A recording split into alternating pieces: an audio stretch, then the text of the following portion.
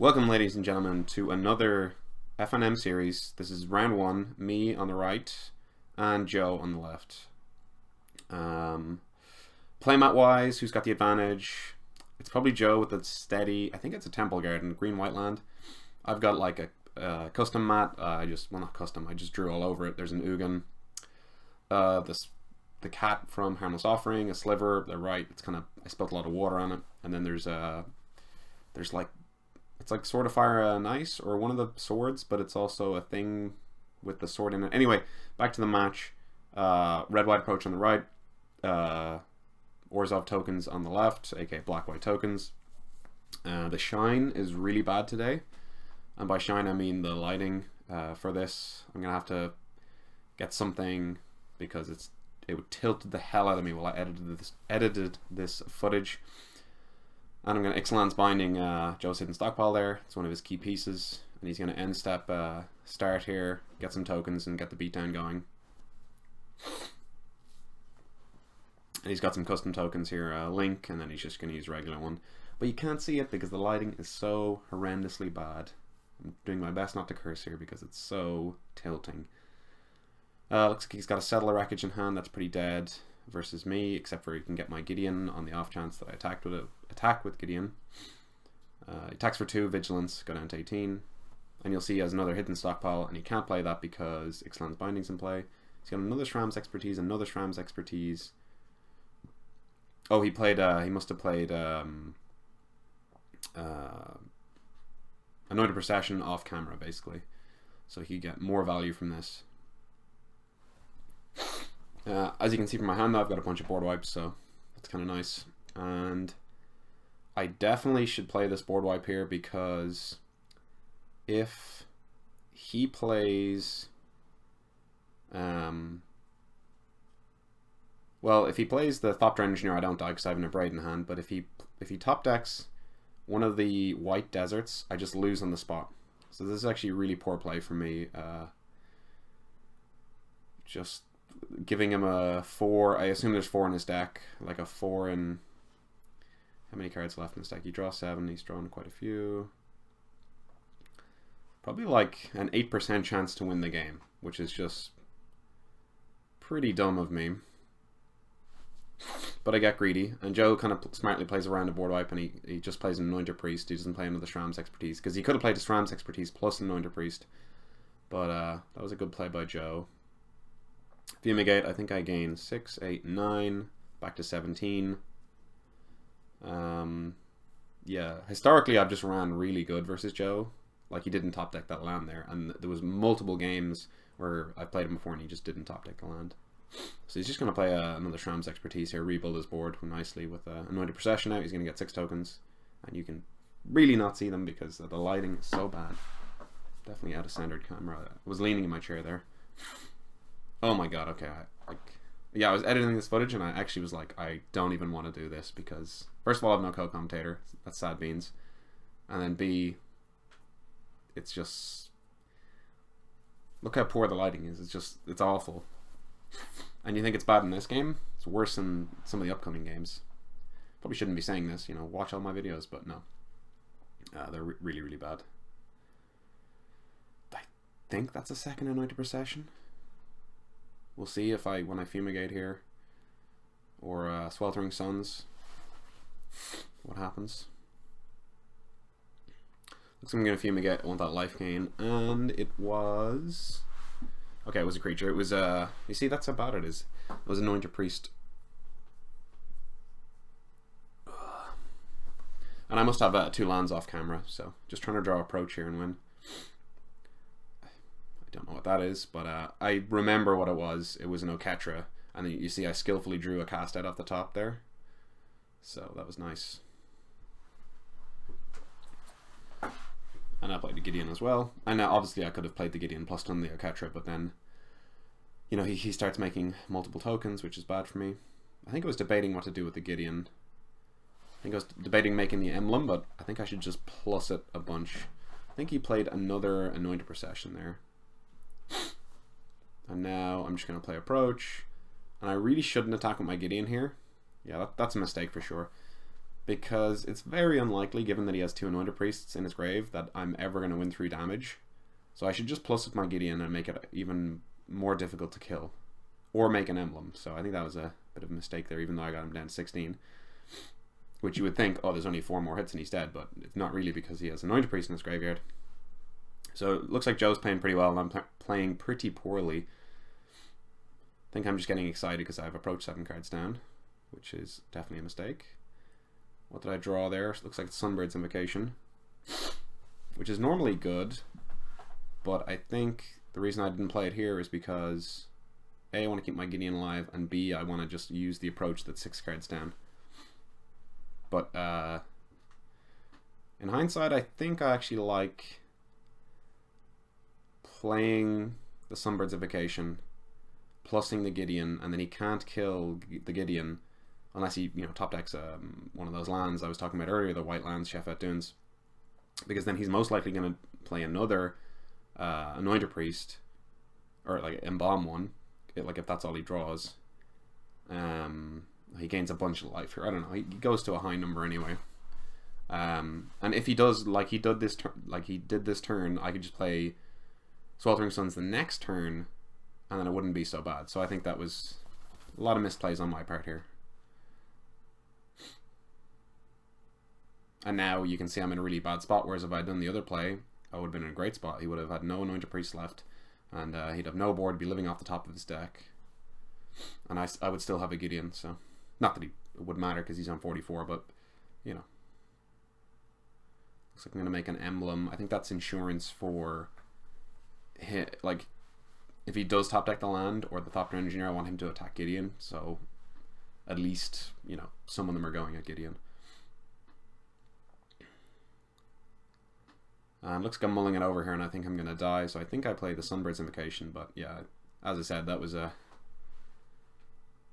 mistake on my part. I don't know what I'm hemming and hawing about here. It's too risky not to play it. I think I have a Braid mana up as well. Looks like, I don't know what Joe drew there.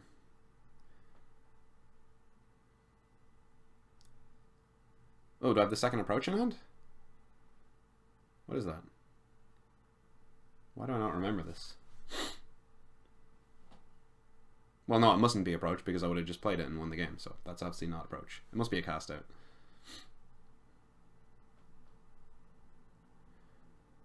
So, I think he's going to attack a certain amount of Gideon. Oh, it's 2 Abrades. So I'm going to Abrade one of the things attacking Gideon.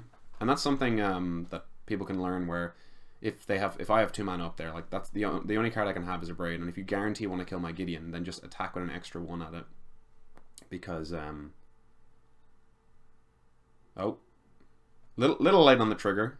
I mean, not super late, but it's FNM. He lets me away with it. I get an Abrade. I get closer to my approach. I'm probably gonna kill one of his Anointed Priests. Which actually, I probably should kill one of the tokens, just because if he draws the Thopter Engineer, the token's better. Whereas, like, I don't really care about his life total, I just want to, and I skillfully draw a Fumigate off the top. And I'm going to have to play it, because I'll probably be dead next turn to a top deck. And look at the top 5 cards, Sean, come on. Okay, so this time I remember. Oh, I think Joe was asking, you really going to make me put them back? And I said, no, that's fine. What did I hit? Last card, Gideon, so no hits. Ooh, 129. 129 again. Who edited this? I want to speak to their manager. Yeah, so if I had to guess, I would say Joe deserved to win this game after so many misplays. Like, he could have top decked Shefet Dunes, when he had a full board state earlier, but no, he drew it now when he has absolutely no board. So that's just unfortunate. Looks like that's Thopter Engineer. He's going to make a Thopter instantly. I think I'm just going to Abrade the Engineer itself. Oh, he must have 2 and under processions in play. I don't know why I'm not doing that end step.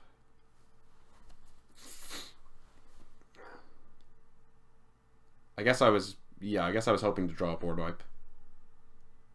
Nothing there.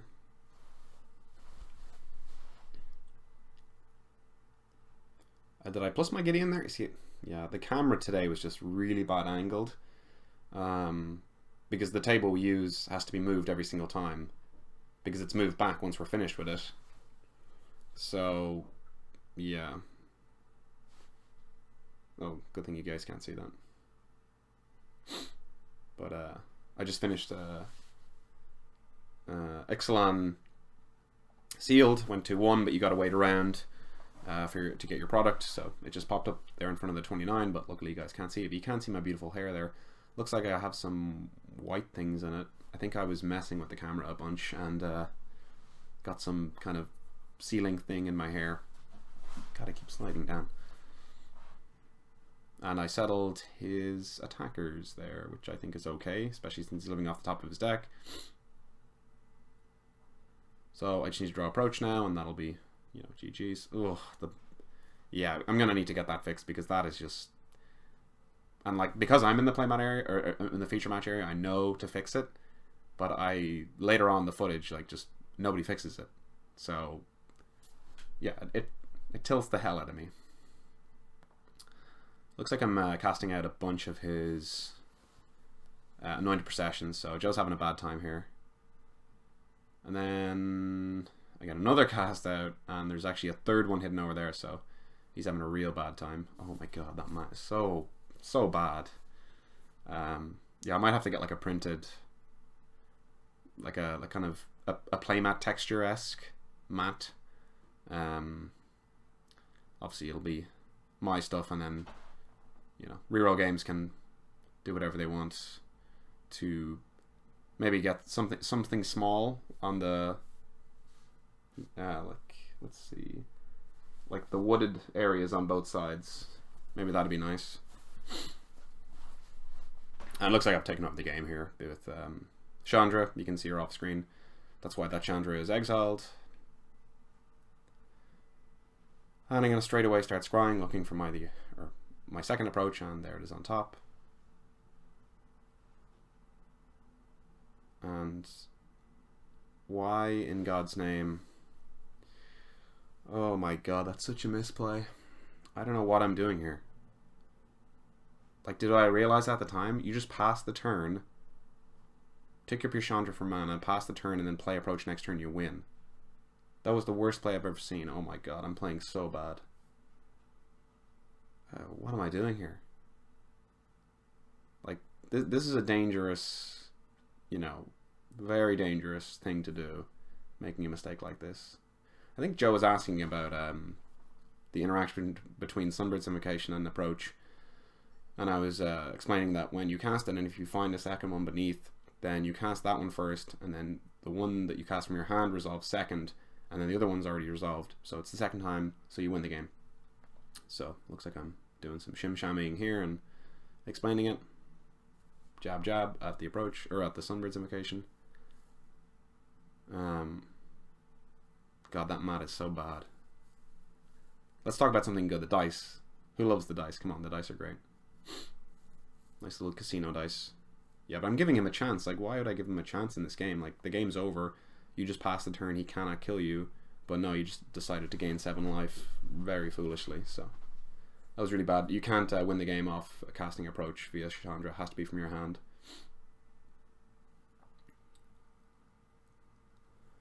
So I'm probably going to bottom this unless it's approach. And it's Field of Runes, so you can obviously bottom it.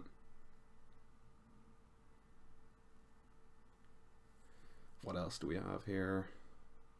Joe making servos as well. I think I missed that, but you know. It's pretty much done and dusted here.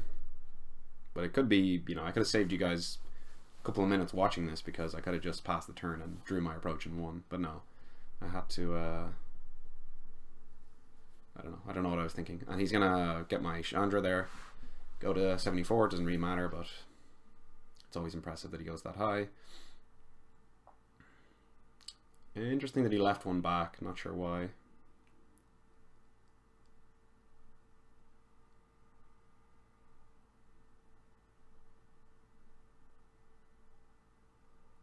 Oh my god, like this, I'm so mad at myself, my past self. Blue hoodie Sean just doesn't know what's going on. Green hoodie, Green Hoodie's what it's all about. So flip the treasure map, get 3 treasures. You know, you would think you'd get some amount of treasures. And yeah, I'm going to win next turn because I'll draw the top card. If it's not approach, then I will tap my treasure map to draw another card. And, you know. And Joe probably should just scoop it up here. I'm on 36, going to draw approach next turn. But I guess make me do it, you know. Kill my Gideon, get some moral victories. So I don't know why I put the dice back. You know, I'm just mad at myself. Sacrifice treasure, draw the approach. Show him the approach. There we go. Zip, zip, zip. Reset the life totals. Big 20 over there. Big 20 over there. Get the 20 over there. There we go. There's 20. And zip, zip, zip. Da, da, da, da, da. Sideboard, sideboard, sideboard. Big, big sideboard. Looks like I took a mulligan, maybe? No, no. Classic 7 right there. Oh, that mat is killing me. I hate that mat. Servo exhibition. Get 2 servos. Looks like I'm getting a mountain. Oh, went out of focus there. Sorry about that.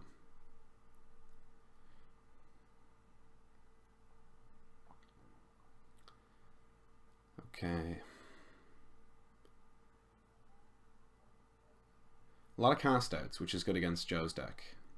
You know, it's got a lot of non-land permanents you want to get. Hidden Stockpile, Anointed Procession, and then he has can balls from the board that you want to get rid of as well. Inspiring Vantage coming in untapped, that's pretty nice. Looks like my hand is Sunbird's Vacation, cast out a bunch of lands. I doubt a treasure map because I would have played it, so I'm not too sure what's there. Hidden Stock, or Anointed Procession. I'm definitely going to cast that out. And I'm going to do it main phase because, you know, he's not going to get any tokens out of it, basically. I mean, I could wait and on the stack when he plays something that generates tokens. And he's beaten me down for 2. I think he played another Anointed Procession, and I think I'm going to run it back. So, definitely disrupting his plans majorly here. And I'm getting up to almost 6 mana, so he kind of needs to put the pressure on. I don't know why that land went away. Where did that land go? You didn't sacrifice it. And is he gonna play anything? Yeah, like, he knows his hand isn't powerful enough without the Anointed Processions to, you know, even beat 1 board wipe, so he might as well go all in for it. So actually, I kind of like that. And do I have a board wipe? I have approach. Yeah. Yeah, I like that board wipe for me because, again, if he top decks a land, I could just be dead. Specifically Chef Dunes. But looks like my hand's definitely unreal. It's got an approach in it and Sunbird's Invocation.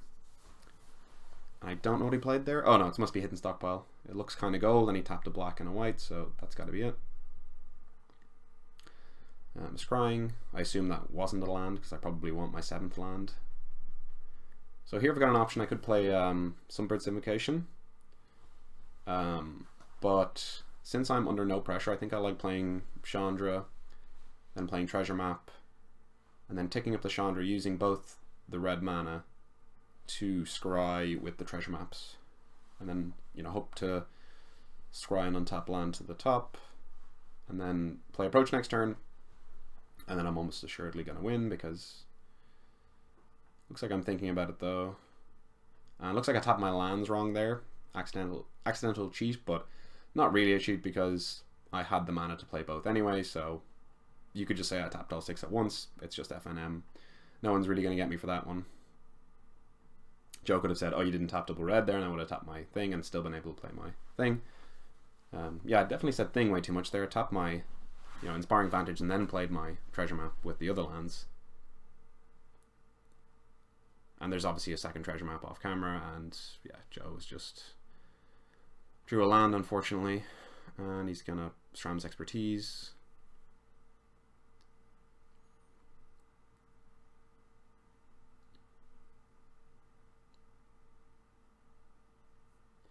And I think something left the battlefield, so he's gonna get a 1/1. Oh no, it looks like it didn't. Why is he... Oh, he's sacrificing one. And then one's going to come back later. That's what he was doing there. He was scrying one. And, you know, it's a skill game. So, plus Chandra for the mana.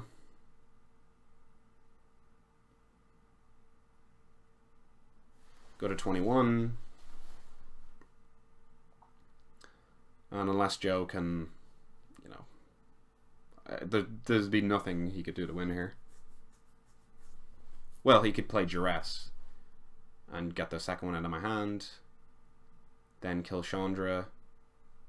And then just keep drawing Chefette Dunes. Then maybe that could win, but that's pretty tricky.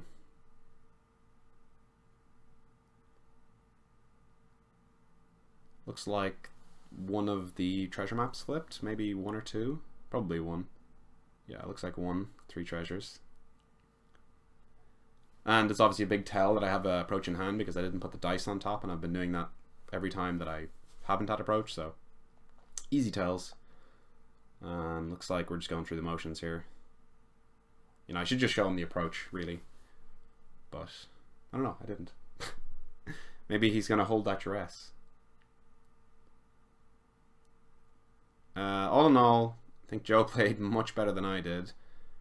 And just, yeah, that's how the cards go sometimes. You're playing a deck full of board wipes and, you know, main deck enchantment removal, so it can be a bad matchup. But, yeah, that's the correct sack there. I like that. Get rid of the Chandra. Because, you know, she's going to speed up the... Yeah. So, this is game here. Put the W there. And, thanks for watching, guys. I hope you enjoyed it.